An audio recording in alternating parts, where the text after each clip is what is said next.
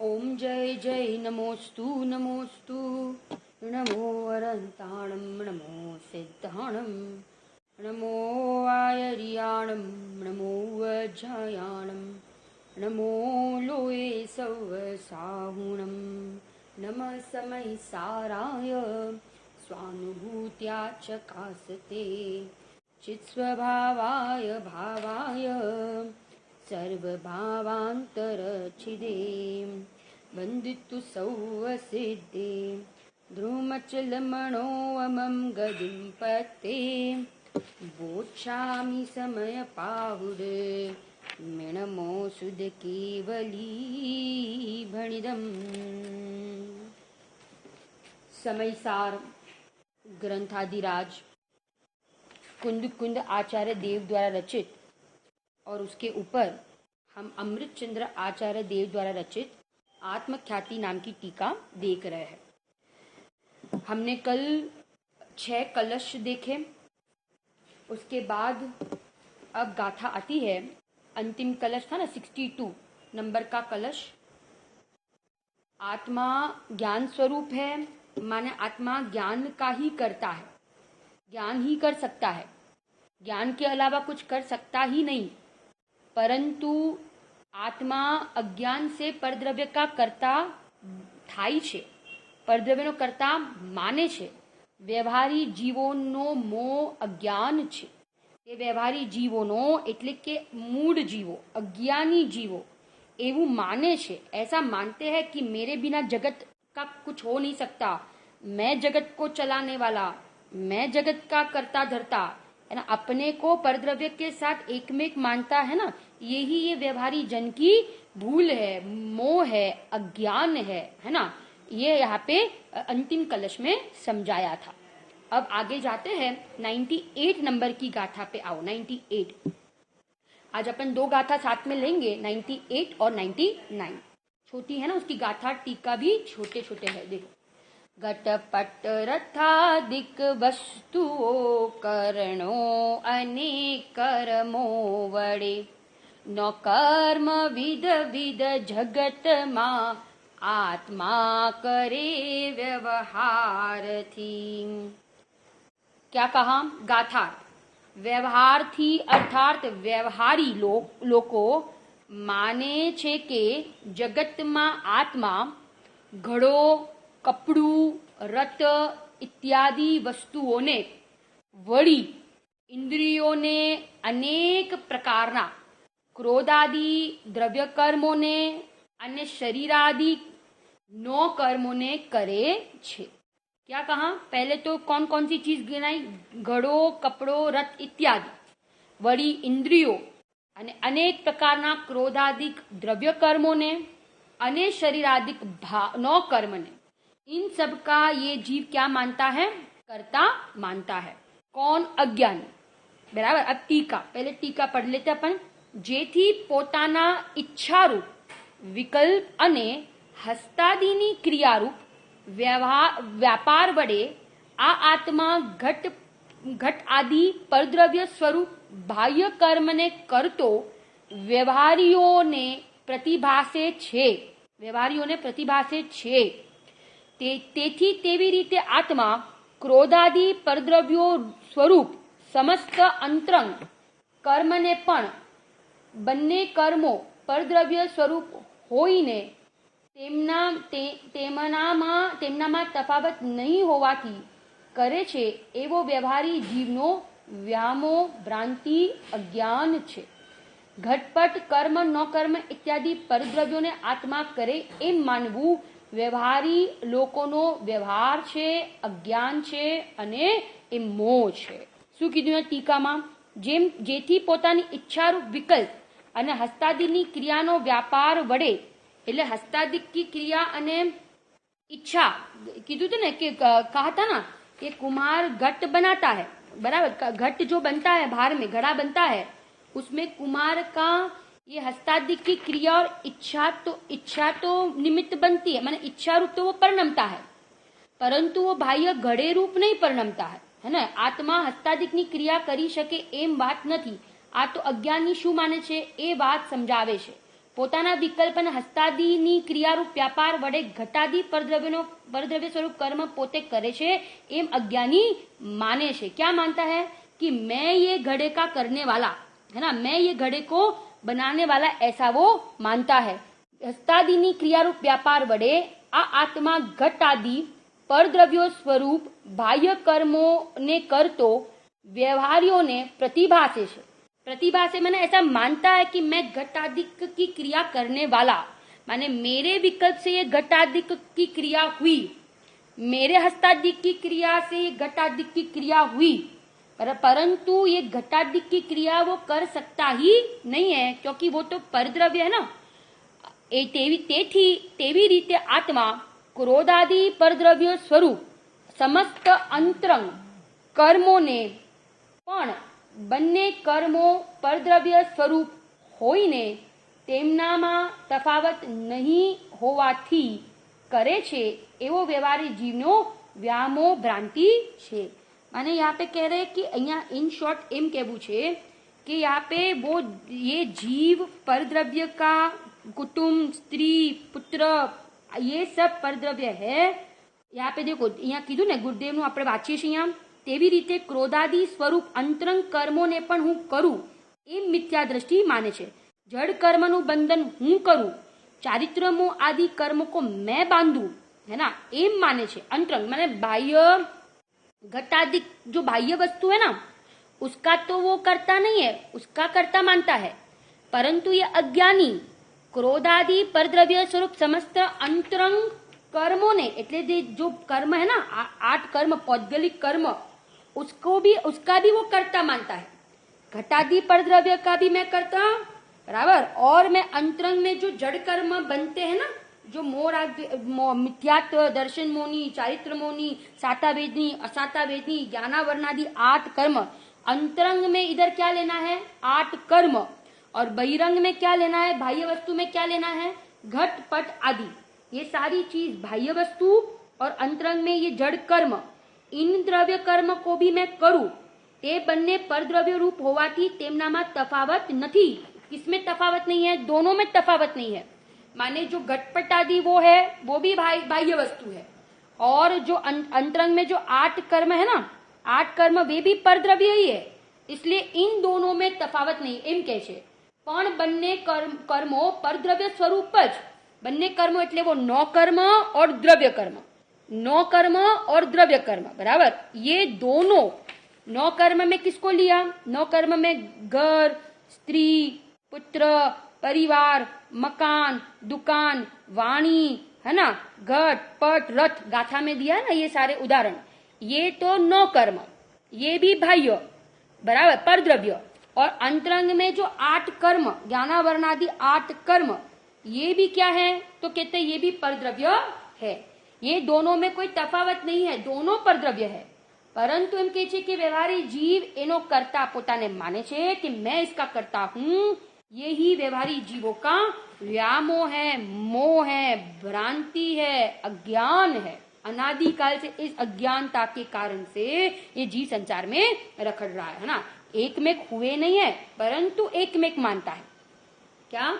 एक में हुए नहीं है परंतु एक में मानता है। ज्ञानी भाषा में तो कहता है कि ये मेरा घर, ये मेरे पुत्र, ये मेरे परिवार, ये सब ज्ञानी भाषा में तो बोलता है, परंतु ज्ञानी अपने को ऐसा मानता नहीं। और अज्ञानी कहता भी है, बोलता भी है, भाषा में भी बोलता है कि ये सब मेरे हैं, और मान्यता में भी मान के बैठा है। क्या मान के बैठा है? कि मैं प्रवचन करने वाला, मैं ये शरीर को मेंटेन करने वाला, है ना, मैं ये दुकान धंधा व्यापार करने वाला, मैं अच्छा खाना बनाता हूँ, मैं बच्चों को बहुत अच्छे से रखता हूँ, है ना, मैं ये शरीर को मेंटेन टिका सकता हूँ, ये बोलता भी है और अंदर में मान्यता भी वैसी है। अज्ञानी भले बोले परंतु मानता नहीं है। अज्ञानी ज्ञानी की भाषा सेम, परंतु अभिप्राय में जमीन आसमान का अंतर। एक अज्ञानी अंदर में भिन्न, अपने को उन सबसे भिन्न जानता है, और एक जो ज्ञानी है वो भिन्न जानता है। अज्ञानी कैसा मानता है? उस रूप अपने आप को मानता है। सहयोग के बिना मेरा क्या होगा? सहयोग नहीं होंगे तो मैं कैसे जीऊंगा? अपना पूरा अस्तित्व सहयोग से मानता है। अपना अस्तित्व किससे मानता है? घर, पुत्र, स्त्री, पति, पत्नी, ये माता, पिता, इन सब से सही अपना आधार मानता है, इन सब से अपना अस्तित्व मानता है। परंतु ये कहाँ मेरा अस्तित्व है? ये अस्तित्व से तो मैं अत्यंत भिन्न हूँ। यहाँ पे कह दिया ना कि द्रव्य कर्म से मैं भिन्न हूँ, मैं उसका करता नहीं, तो फिर ये मम्मी पापा ये सब तो मेरे से कैसे है? अत्यंत दूर है ना। पुण्य पाप के उदय से मैं भिन्न हूँ, तो मैं नौ कर्म संयोग मेरे और मैं उनका करता, इनसे मेरा अस्तित्व, इनके कारण मैं जीता हूँ, ये तो बहुत दूर की बात है। ये तो बहुत दूर की बात है। खरेखर तो अपने को अपना अस्तित्व पहचानना है। अब मैं तो मेरे जीवत्व शक्ति के कारण से जीता हूँ। बारंबार अपनी सत्ता को खड़े करो, बारंबार अपनी सत्ता को मुख्य करो, क्योंकि जो पूरा जीवन आराधना करेगा वो ही अंत में समाधि मरण पूर्वक देह छोड़ पाएगा। समाधि मरण माने सबसे मोह छोड़कर। समाधि माने क्या? सबसे मोह छोड़कर, सबका एकत्वपना छोड़कर, सबसे राग तोड़कर अपने आत्मा में रमणता करना, उसका नाम समाधि है। ज्ञानी का जीवन आराधना में होता है, तो जिसका जीवन सुधरता है उसका अंत घड़ी भी सुधरे बिना रहती नहीं है, अंत घड़ी भी सुधरे बिना रहती नहीं है। और जो पूरा जीवन आराधना नहीं करता उसको अंत में अपना भगवान आत्मा याद आने वाला नहीं है। चलो ना माने हर समय भेद ज्ञान, हर समय अभ्यास करे। ये समय सार हमें क्यों मिला है?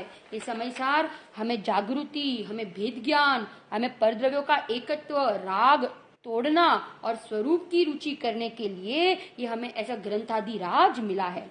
करने योग्य, आश्रय करने योग्य कोई पदार्थ है जगत में तो वो मेरा शुद्धात्मा। हमें क्या नहीं लगता, कभी विचार ही नहीं करते कि अनादि काल से ये संसार चल रहा है, अनादि काल से ये चक्कर चालू है, अनादि काल से मिथ्यात्व रूपी अनादि काल से चक्कर चालू है ना। इसको तोड़ना है। देखो हम अज्ञानता में देव शास्त्र गुरु की विराधना कर बैठते हैं, हमें कोई हमें हमारी मति बिगड़ जाती है। क्या लगा ना, कहते ना कि बहुत सजग रहने की जरूरत है, नहीं तो इन सब बुरे परिणामों का फल, विराधना का फल नरक है।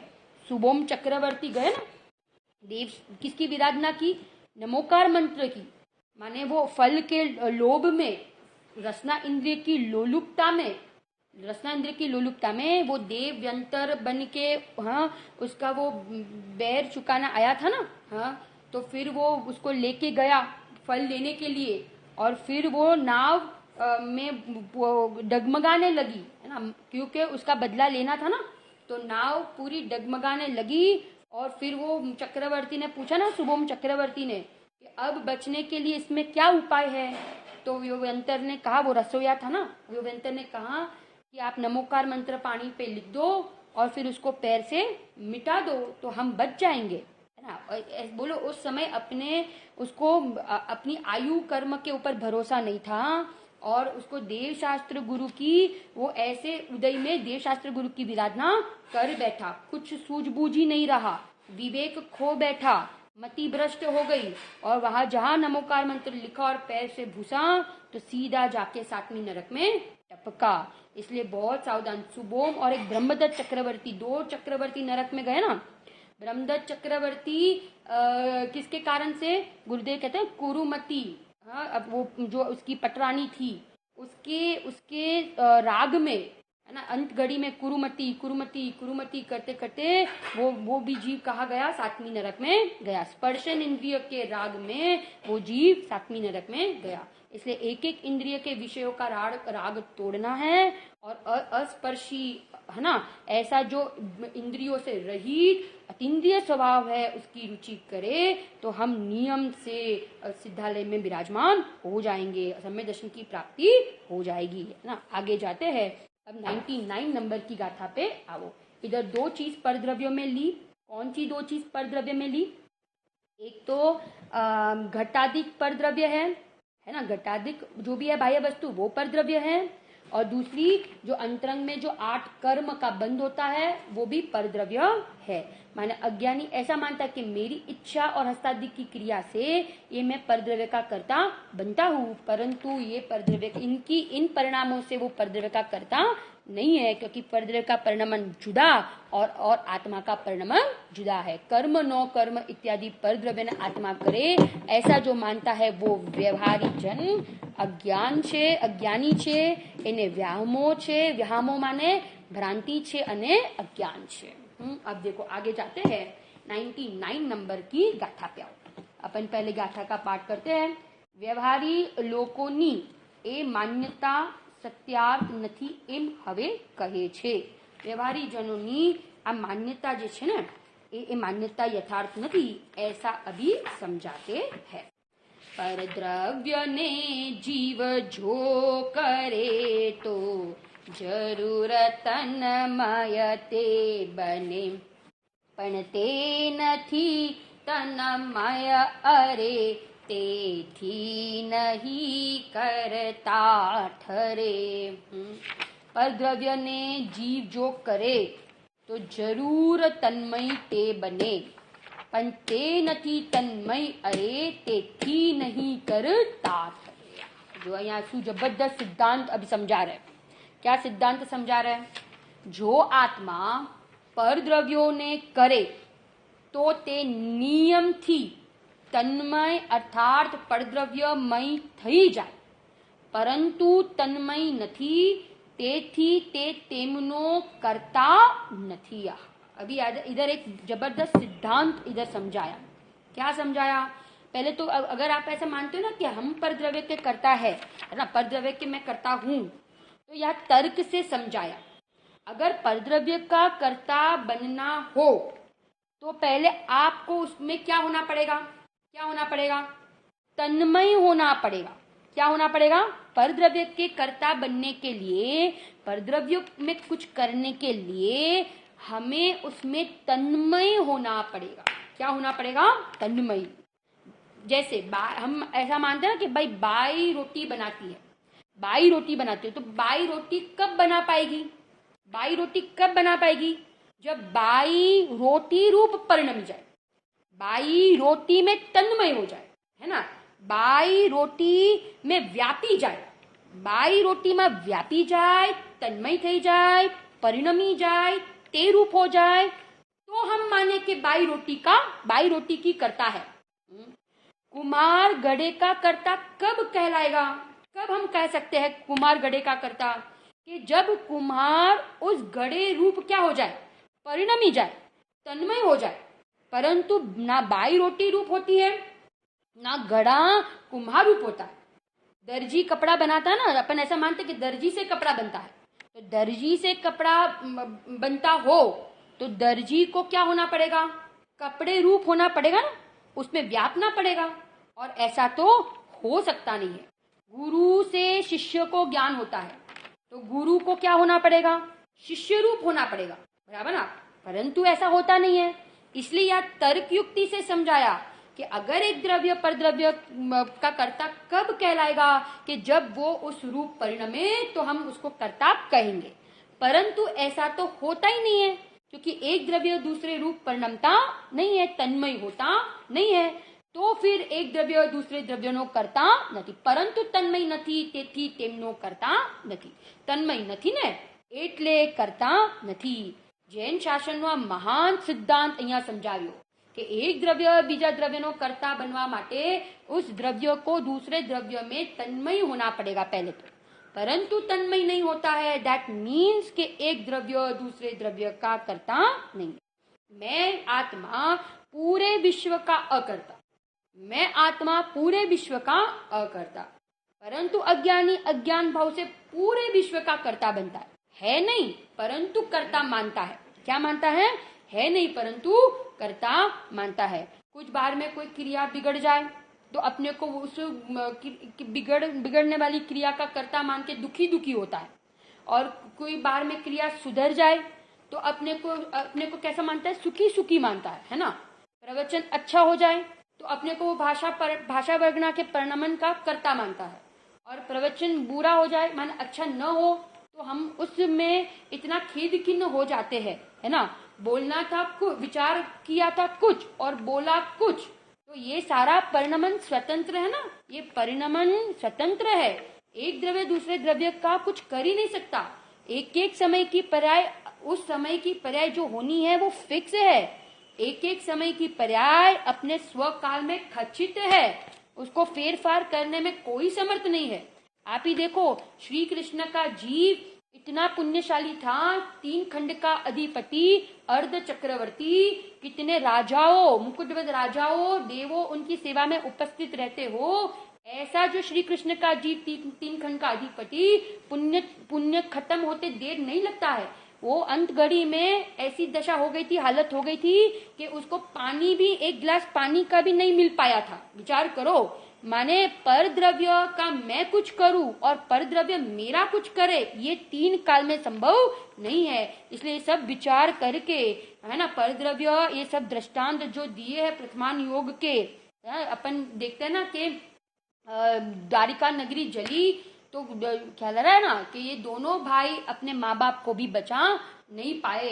मैंने विचार करो कि कोई किसी को परिणमन करा सकता नहीं है। कोई किसी को परिणमन तब कराए जब उसमें तन्मय हो, परंतु तन्मय नहीं होता है ना तो कोई किसी का करता नहीं है। एक एक मंत्र दे दिए हमें निर्भर करने के लिए, एक एक मंत्र दे दिए कि एकदम निर्भर थई जाओ, जीवन निर्भर निराकुरतामय कर दो, क्योंकि किसी की चिंता करने जैसी नहीं है। बाहर में कुछ अच्छा होता है, बाहर में कुछ बिगड़ता है, परंतु मैं उसका करता नहीं, मैं तो उससे कैसा हूँ, भिन्न हूँ। सोने का करता सोनार नहीं, परंतु चेन का करता सोनार नहीं, परंतु उस चेन में व्यापक कौन है, व्यापक कौन है, सोना। तो उस चेन का करता सोना है, सोनार नहीं है। ऐसे यहाँ पे कहते हैं कि मैं मेरे परिणाम का तो करता हूँ, परंतु पर द्रव्य के परिणमन का करता मैं नहीं हूँ। कर्म को मैं कर सकता, टेलर कपड़े को बना सकता नहीं है ना, ऐसा यहाँ पे समझा रहा है। अब देखो टीका, जो हमको तो गुरुदेव ने और अंदर तक लेके गए ना, अब आगे आगे और सूक्ष्म आएगा कि पुण्य पाप के परिणाम भी मलिन है, मैल है, करने लायक नहीं है, मेरा स्वभाव नहीं है। पाप से छूटे और पुण्य में आए तो पुण्य में संतुष्ट हो गया, तृप्त हो गया, ऐसा लगता है कि धर्म हो गया, परंतु उन दोनों परिणाम से भिन्न अपरिणामी तत्व का आश्रय लेने का वो प्रयास और पुरुषार्थ ही नहीं करता, देखता ही नहीं है। मोक्ष मार्ग के दरवाजे बंद हो गए, हमें तो मोक्ष मार्ग का उद्घाटन करना है इस भव में, पुण्य पाप परिणाम से अपने आप को भिन्न जानना है। गुरुदेव ने इस निकृष्ट काल में भी गजब की बात कह दी कि पाप तो पाप रूप छेज, ये तो पूरा जगत मानता है कि पाप पाप रूप है, परंतु अपना जिन शासन कहता है कि पुण्य भी पाप रूप ही है, पुण्य भी बंध का कारण ही है। पुण्य और पाप में अंतर देखता है वो अज्ञानी है, और पुण्य और पाप को एक मानता है वो ज्ञानी है। क्या कहा, पुण्य पाप में अंतर देखता है वो अज्ञानी, अंतर देखता है ना कि पुण्य अच्छा और पाप बुरा, तो वो तो अज्ञानी, परंतु पुण्य पाप दोनों को एक मानता है वो ज्ञानी। ज्ञानी को पुण्य का उदय हो कि पाप का उदय हो, किसी से प्रभावित नहीं होते, ना पुण्य के उदय में प्रफुल्लित होते हैं, ना पाप के उदय में दुखी होते हैं। पता है ये तो उदय है, ये परिणाम से भी मैं भिन्न हूं, तो उदय की तो मैं क्या बात करूं, मैं किसी का करता धरता नहीं है, और पुण्य पाप के उदय के कारण से मैं सुखी दुखी नहीं हूं। अपने स्वभाव का आश्रय लेगा तो पाप का उदय होगा तो भी उसको दुखी करने में कोई समर्थ नहीं, और स्वभाव का आश्रय नहीं लेगा तो पुण्य का उदय होगा तो भी उसको सुखी करने में कोई समर्थ नहीं है। माने सारे गुण स्थानों का चौथा, अज्ञानी, मुनि शावक, मुनि दशा, श्रेणी, अरिहंत दशा, सिद्ध दशा, तब तक की दशा का एक आधार कोई है तो वो मेरा शुद्धात्मा है, वो मेरा शुद्धात्मा है ना। एक आती है, ऐसे गुरुदेव एक बार एक दृष्टांत देते थे कि दो भमरे होते हैं, दो भमरे, एक भमरा फूल में रहता था, एक भमरा फूल में रहता है, और एक भमरा विष्टा में रहता था, विष्टा में। तो वो दोनों मित्र थे, फूल का भमरा और विष्टा का भमरा, दोनों मित्र थे, परंतु दोनों रहते थे क्या, कहा, अलग अलग जगह पे। एक सुगंधित पदार्थ में रहता था, फूल में रहता था, और एक जो था उसका दूसरा मित्र था वो दुर्गंधित पदार्थ माने विष्ठा में रहता था। तो एक दिन क्या हुआ, दोनों मित्र थे ना, तो एक दिन क्या हुआ कि वो सुगंधित फूल में रहने वाला जो भमरा था ना, उसने अपने मित्र को कहा, विष्ठा में रहने वाले भमरे को कहा कि तू छोड़ इसको, इस दुर्गंधमय पदार्थ को छोड़ और तू चल मेरे साथ, तू चल मेरे साथ मेरी जगह पर जहां मैं रहता हूं वो बहुत सुगंधित स्थान है, इतना अच्छा वो स्थान है, तू एक बार आएगा ना तेरे को इतना पसंद आएगा कि तू ये विष्ठा को छोड़ देगा। तो वो विष्ठा वाला जो भमरा होता है ना, तो वो बोलता है कि अच्छा मैं आता हूँ, है ना, तुम्हारे साथ आता हूँ। परंतु उसने क्या किया, उसको इतनी वो दुर्गंध ताकि इतनी आदत हो गई थी ना, उसके बिना उसको अच्छा नहीं लगता था। इसके लिए उसने वो विष्ठा की 2 गोलियां बनाई और उसके नाक में रख दी, उसके नाक में रख दी 2 विष्ठा की गोलियां। और फिर वो गया, किधर गया, वो मित्र के साथ गया। अब वो वहां पे गया, वो फूल में गया बराबर, और वो फूल वाला भमरा था, उसने कहा कि देखो कितना बढ़िया है ना, इधर कितना अच्छा है कि नहीं, कितनी सुगंधमय यहाँ पे ये अवस्था है, ये जगह है ना, कितना अच्छा लग रहा है ना। तो वो बोल रहा है कि नहीं, मुझे तो कुछ ऐसा लगा नहीं, कुछ अच्छा नहीं लग रहा है, क्या लग रहा है, मुझे तो वही पसंद है, यहाँ पे कुछ अच्छा नहीं लग रहा है। फिर उसने देखा कि वो उसने नाक में क्या लगा के आया था, नाक में वो ये विष्ठा की 2 गोलियां लगा के आया था। तो उसने तुरंत बोला कि तुझे इसलिए अच्छा नहीं लग रहा है क्योंकि तूने ये 2 गोलियां लगाई है, तू निकाल और तू देख फिर, है ना।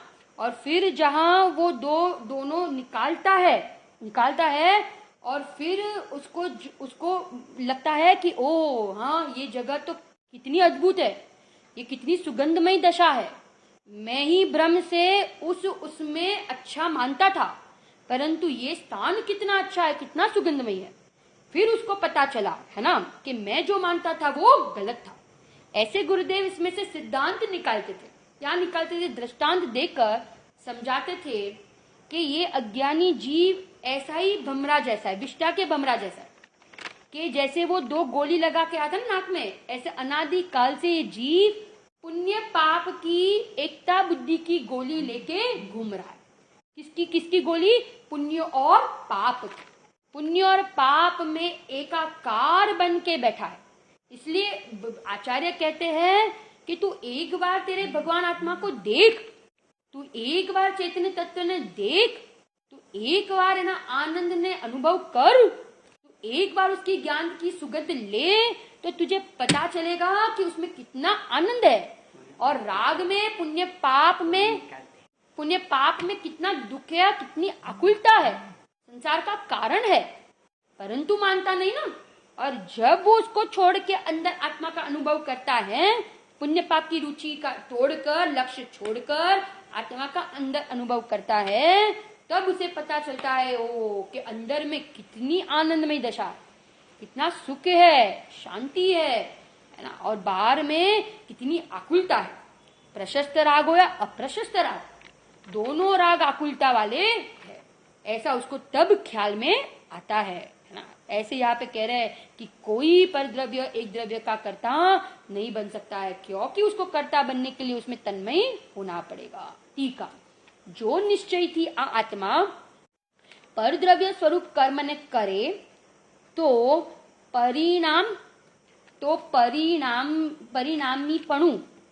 परिणामीपणु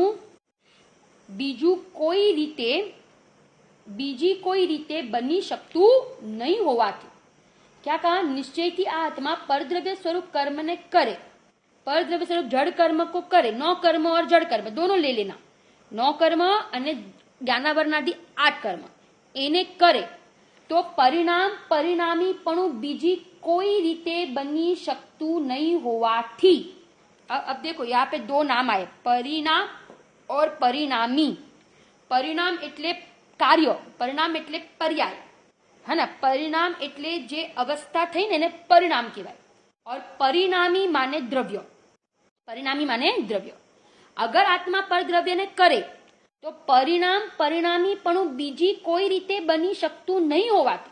परिणामीपणु बीजी कोई रीते माने नहीं, माने बनी शकतु नहीं, माने परिणामीपणु एक ज द्रव्य में होगा, પરિણામ પરિણામીપણું એકી દ્રવ્યમાં ઘટિત હોગા, બીજી કોઈ રીતે બની શકતું નહીં. એટલે બીજી કોઈ રીતે નહીં બની શકે એટલે કે હું પરિણામી એટલે હું कर्ता, હું द्रव्य और परद्रव्य की क्रिया वो मेरा परिणाम.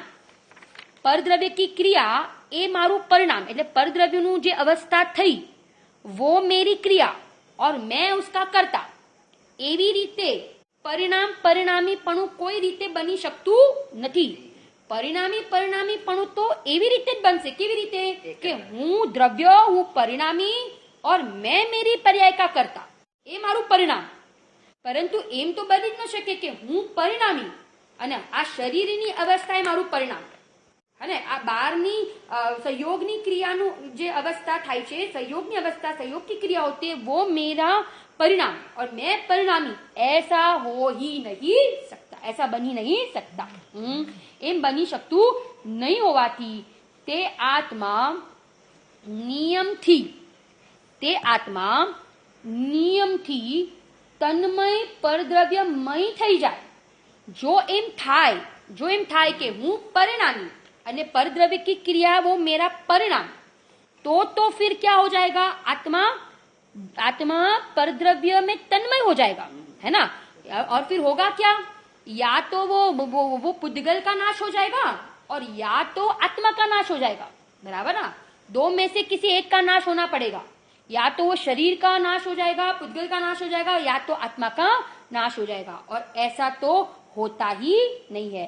व्यापकपना दो द्रव्य में घटित नहीं होगा. परिणाम परिणामीपना दो द्रव्य में घटित नहीं होगा. कर्ता कर्मपना दो द्रव्य में घटित नहीं होता. परंतु भाव्य भावकपना दो द्रव्य में घटित नहीं होता. परंतु एक ही द्रव्य में परिणाम परिणामीपना, कर्ता कर्मपना, व्याप्य व्यापकपना और भाव्य भावकपना चार ये पर्यायवाची नाम है. ये पर्यायवाची नाम है. बराबर ना. परंतु ये एक ही बात है, माने द्रव्य और पर्याय के ही ये चार नाम बताए. चार नाम द्रव्य और पर्याय के 4 नाम बताए. परिणाम परिणामी, कर्ता कर्म, व्याप्य व्यापक और भाव्य भावक. 4 चीज कौन सी बताई?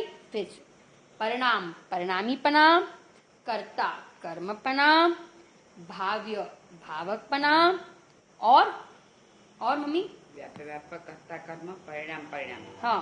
भाव्य भाव और भाव्य भाव.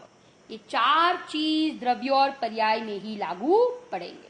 दो द्रव्य के बीच में निमित्त नैमित्तिक संबंध लागू पड़ता है. निमित्त नैमित्तिक संबंध दो द्रव्य के बीच, परंतु ये सारे संबंध एक ही द्रव्य और उसकी पर्याय के बीच में लागू पड़ेगा. बराबर. अब कहते ते आत्मा नियम की तन्मय परद्रव्यमय થઈ જાય. પરંતુ તે તન્મય તો નથી. કારણ કે જો કોઈ દ્રવ્ય અન્ય દ્રવ્યમય થઈ જાય તો તે દ્રવ્યના નાશની આપત્તિ दोष આવી જાય. वो द्रव्य का ही क्या हो जाएगा? नाश हो जाएगा ना. द्रव्य नहीं रहे, द्रव्यનું अस्तित्व नहीं रहे, द्रव्य का ही सत्ता नहीं रहे और द्रव्य का ही क्या हो जाएगा? नाश हो जाएगा. परंतु कोई द्रव्य का कभी नाश नहीं होता, क्योंकि 6 द्रव्य गुण पर्याय में आता है ना कि 6 द्रव्य कब के हैं? अनादि के हैं और अनंत काल रहने वाले हैं. कभी किसी द्रव्य का नाश नहीं होता, परंतु द्रव्यों की अवस्था बदलती है, पर्याय बदलती है, परंतु कोई किसी का कभी नाश होता नहीं है.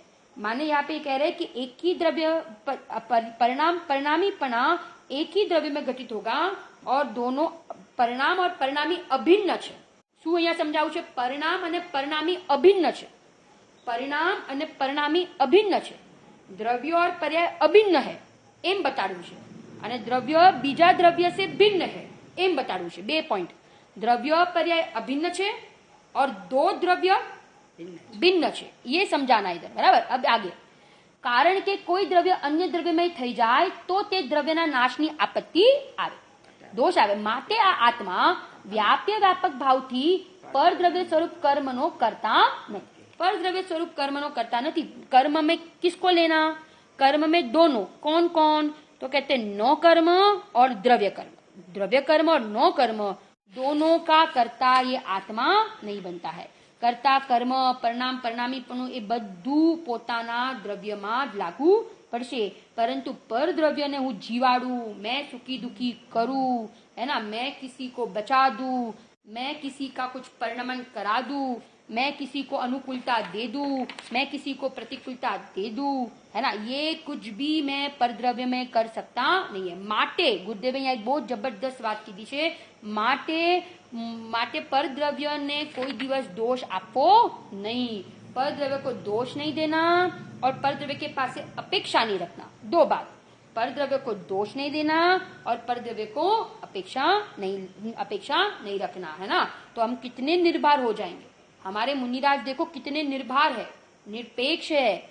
मैंने तीन बताई थी ना, तीन बात, कि किसी की कंप्लेन नहीं, किसी के पास से एक्सपेक्टेशन नहीं, है ना, कंप्लेन नहीं, एक्सपेक्टेशन नहीं, बराबर, दो बात है ना, अपेक्षा नहीं और किसी की कंप्लेन नहीं, है ना। ऐसे ये जीव निर्भर सहज बन जाता है, ज्ञानी बन जाता है, जब वो परद्रव्य का अकर्ता बनता है। अब भावार्थ, एक દ્રવ્યનો કરતા अन्य द्रव्य થાય तो બંને દ્રવ્યો એક થઈ જાય। एक द्रव्य दूसरे द्रव्य का कर्ता बने, है ना, कुर्ता टेलर से बने, अगर कुर्ता का कर्ता टेलर हो तो कुर्ता और टेलर एक हो जाए, परंतु कुर्ता है परिणाम और कपड़ा है परिणामी। अभी एक ही द्रव्य में घटित करो, कुर्ता है परिणाम, है ना, परिणाम कार्य हुआ ना, कुर्ता पायजामा जो बना वो है कर्म, वो है परिणाम, और उसका कर्ता टेलर नहीं, उसका कर्ता कौन, कपड़ा। रोटी है जो आटा है वो परिणामी और रोटी बनी वो परिणाम। आटा है वो परिणामी, वो द्रव्य, और जो रोटी बनी वो परिणाम।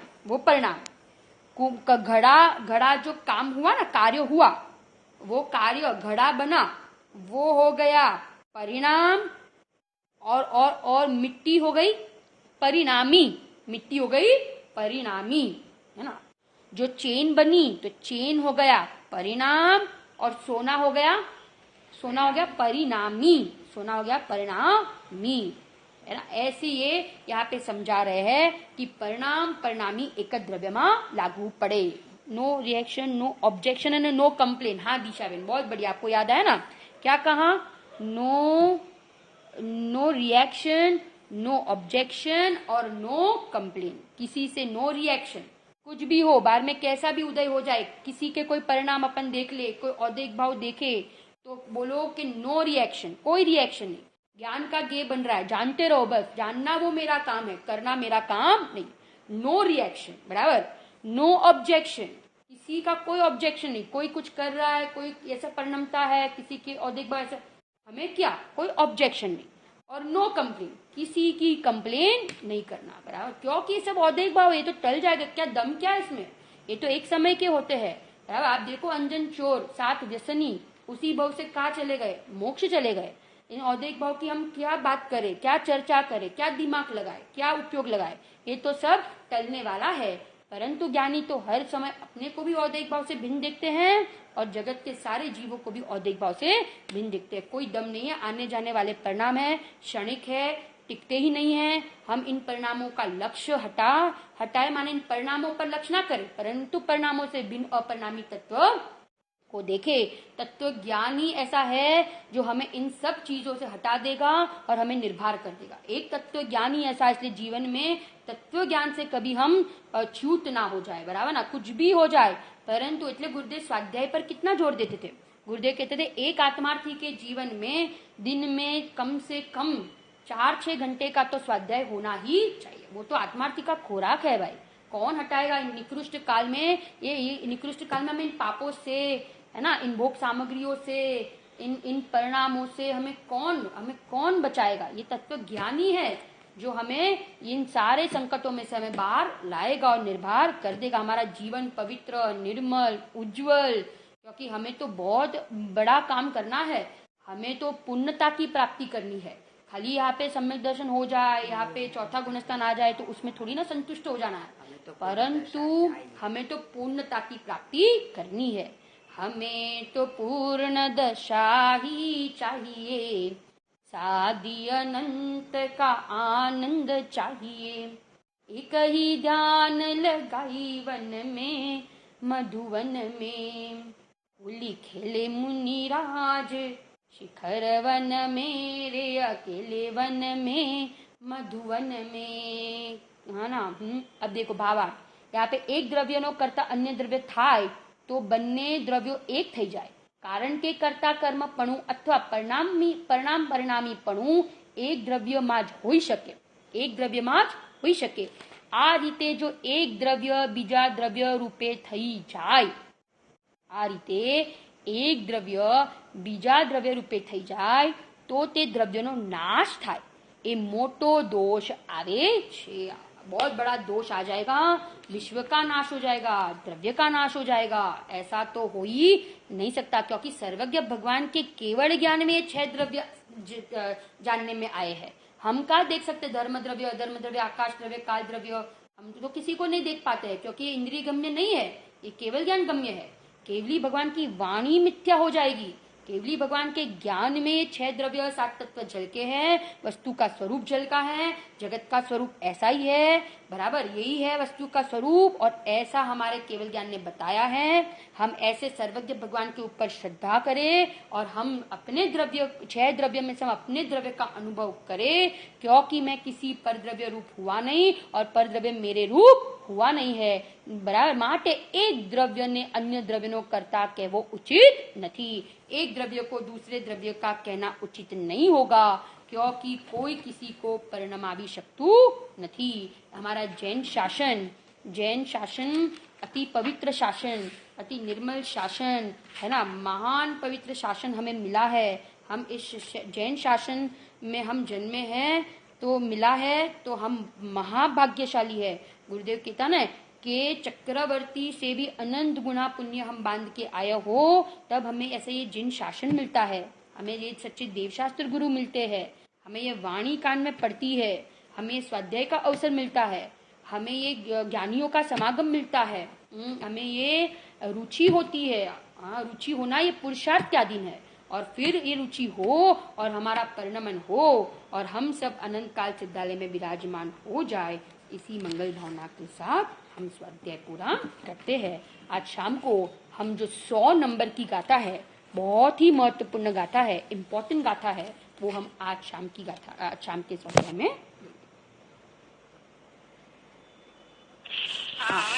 हाँ राजू आंटी। कुंद कुंद